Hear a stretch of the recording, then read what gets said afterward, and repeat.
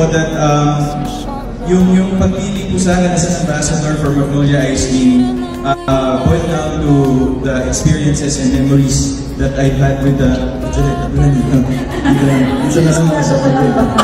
the memories po that I had with the brand.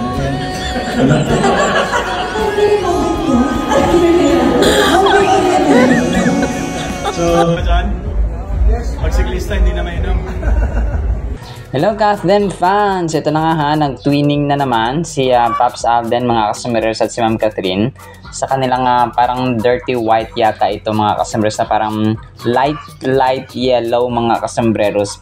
So confirm no, sa Thailand pala si Ma'am Catherine. Parang sumama siya sa kanyang glam team mga kasumbrers, no, sina John Valley and so on. Pero sina Ma'am, ako kasama sila Ma'am Bupiap, no? Kasi parang hindi naka-ano dito sa picture mga kasumbrers. So may mga kakulitan and so on mga kasambreros, no?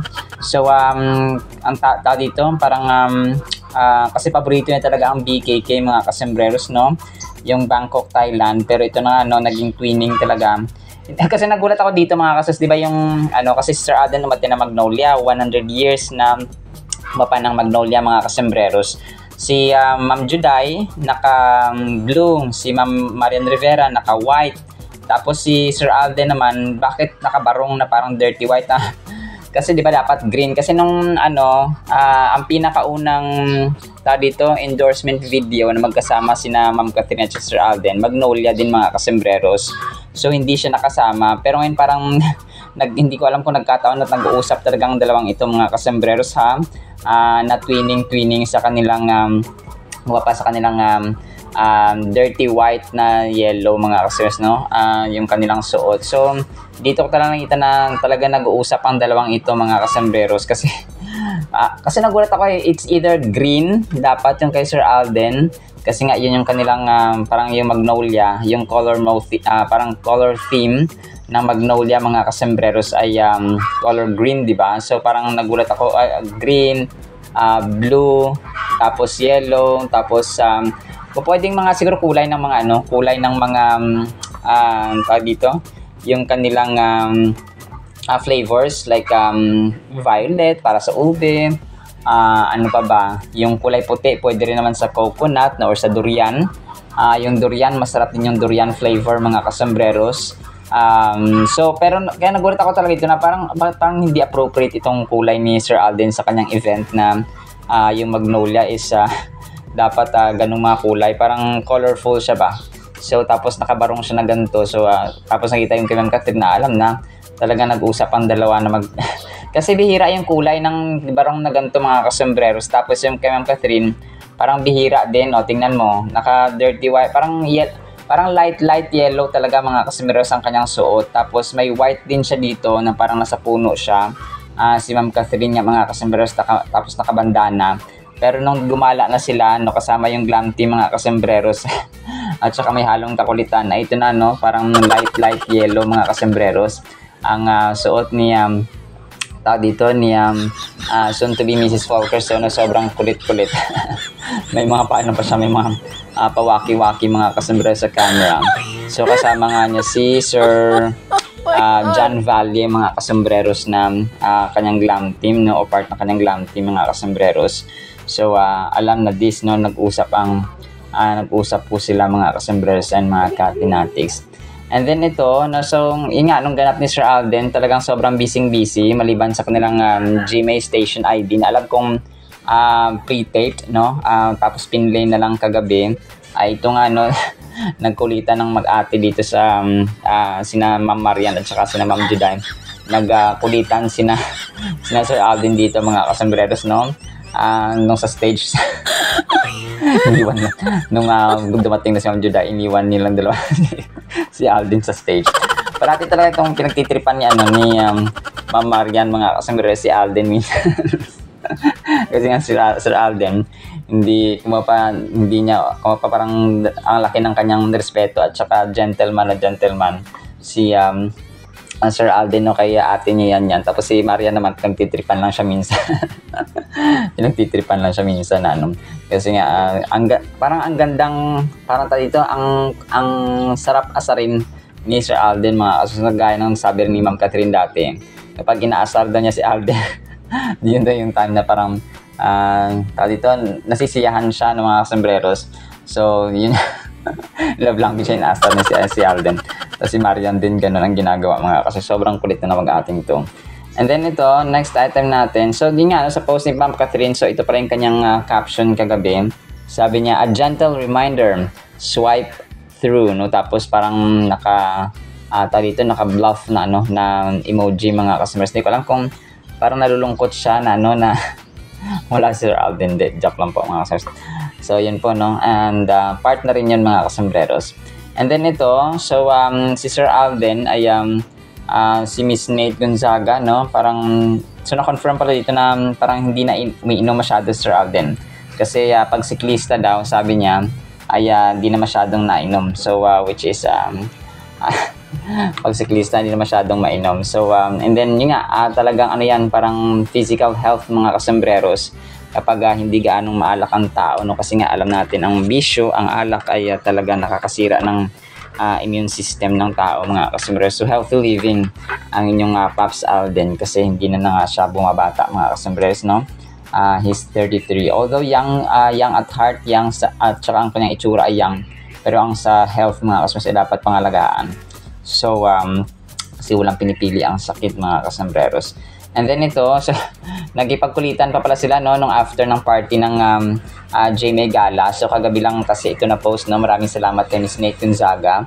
Shout out po, maraming salamat. So yun, nagkulitan pa sila. Tapos si Anton, hindi ko alam kung ni Anton sinabi dito si Anton Vinson, na anak niya Roy Vinson mga kasambreros. Sabi niya, may pagkulitan sila sa escalator mga kasambreros. And then ito, next item natin. So yung GMA station ID nga, no, pinalabas na kagabi. So pinakauna dito talaga sila Sir Dingdong Dantes, ang Dongyan, no, ang kumapaang sa mga haligi ng industriya ng sa GMA mga kasambreros na Ma'am Heart Evangelista, si Alden Richards of course, no, tsaka sa News and Public Affairs na Ma'am Mel Tiangco and the rest of the Kapuso artists, mga kasambreros and journalists. So si Ma'am Jessica Soho talaga, no, dito, siya talaga ang isa sa pinaka pillars mga kasambreros. Then ito, next item natin mga kasambreros, part pa rin ng ng Instagram store ni Sir Alden, si Ma'am Joy Marcelo, na boss niya mga kasambreros ito. So parang nagpa-picture din silang dalawa, no. Talagang si Pops Alden ay grabe makahawa. Talagang talagang clingy mga kasambreros, no, si Sir Alden po. Alright, so actually sa ating Kathleen items, ha. Sana po ay pakinggan po natin ang Word of God. Today is August 5 na po, 2025, Tuesday. Sana po ay pakinggan po natin ang Word of God. At para po sa ating Word of God ay sobrang ganda po nito. Ang title, Walang Batas. Hebrews 1 verse 9, You, referring to Jesus Christ, have loved righteousness and hated lawlessness. Walang batas, no? Walang katarungan. Therefore, God, your God, has anointed you, Jesus Christ, with the oil of gladness more than your companions. So ito mga kasambreros, no, ang lawlessness or walang batas, walang umiiral na batas, walang katarungan, walang katwiran, walang hustisya mga kasambreros, ay yun po yung kanyang synonyms, no. Hinighlight ko lang dito para may emphasis yung lawlessness ba, yung walang kahit na gumawa ng masama ang tao ay wala pong umiiral na batas at hustisya mga kasambreros. And this is very dangerous. According sa research, may mga bansa sa buong mundo na kumapatalamak ang krimen, kung kaya pinaka-delikado, no?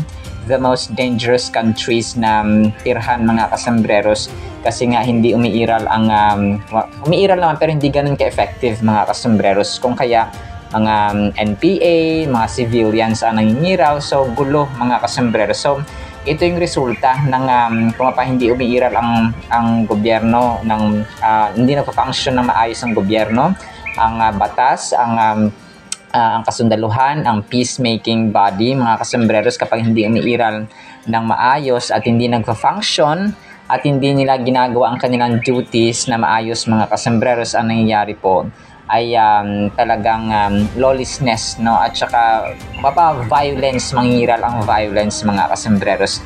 However, ang Diyos po, si Jesus Christ, ay mahal na mahal niya ang righteousness, ang katarungan, ang hustisya, mga kasembreros, ang pagiging patas. Impartial siya na Diyos, mga kasembreros, and that's one nature ni Jesus Christ, ni Lord Himself, mga kasembreros, kung kaya siya tinawag na Diyos ng katarungan, hustisya, at fairness, no? Impartial siya, wala siyang kinikilingan, wala siyang pinapanigan, mga kasembreros. Kung saan ang tama, andun siya, and siya ang hustisya na tama, at saka hindi siya nababayaran, mga kasembreros.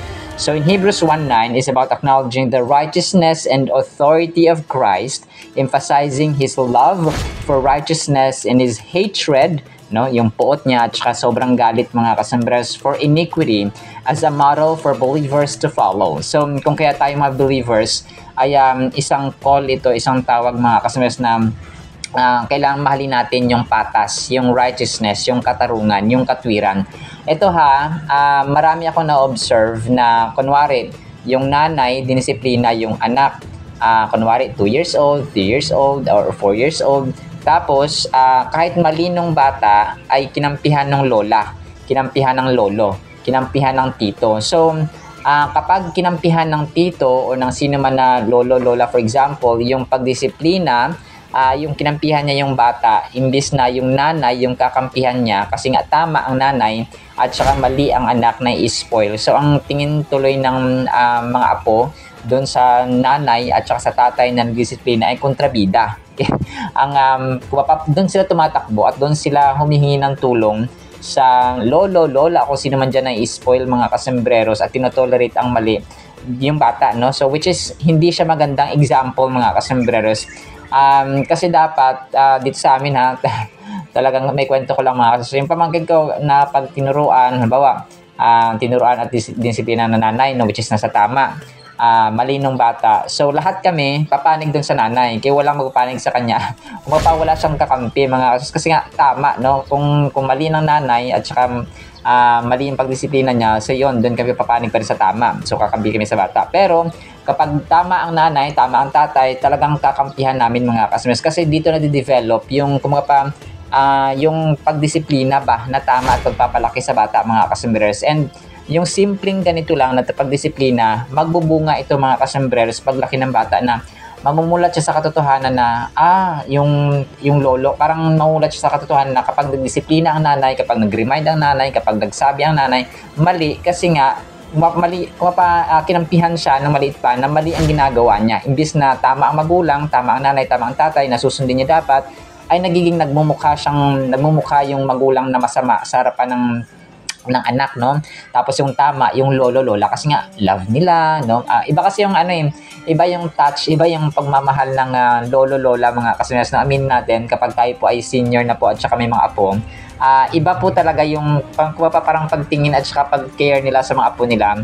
So, dapat yung pag-care na iyon ay hindi po sa pamamaraang tinotolerate natin yung kanilang mali. Okay? So, dapat malinaw po yun. So, nakita natin yung pagiging patas, yung pagiging fair, yung pagiging hindi naman lawlessness na masyado itong in-example ko, pero sa maliit na gantong bagay, sa pagdisiplina, sa pagiging patas, sa kung ano ang tama, kung ano ang katarungan, ano yung katwiran, ay may impact. Okay? May impact siya, mga kasos. Mas lalo na po sa ating bigger community, which is yung ating pamilya, yung ating barangay, for example, yung ating municipality, yung region, yung country as a whole. This verse speaks to the character of Jesus and His attitudes towards righteousness and wickedness, okay? Yung katarungan at kamalian.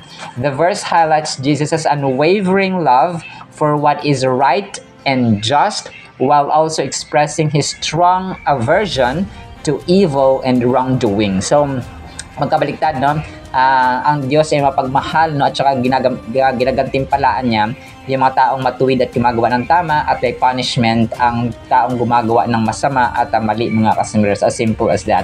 The verse emphasizes these contrasting values, underscoring the purity and moral clarity of Jesus' nature. So, nature ng Panginoon yung pagiging just, no? Pagiging tama, mga kasembreros, kung saan ang tama ay doon ang papanig at saka siya ang basehan, siya ang pinaka-standard ng tama mga kasembreros, okay? Kasi wala siyang pagkakamali at wala siyang kasalanan, Jesus Christ. And ang verse na ito ay napakagandang encapsulation mga kasembreros ng kahalagahan talaga ng righteousness at saka yung joy ba, yung galak, yung tuwa na pwede nitong dalhin sa buhay ng isang tao kapag ang buhay natin ay naka-align sa pagiging lawful, no?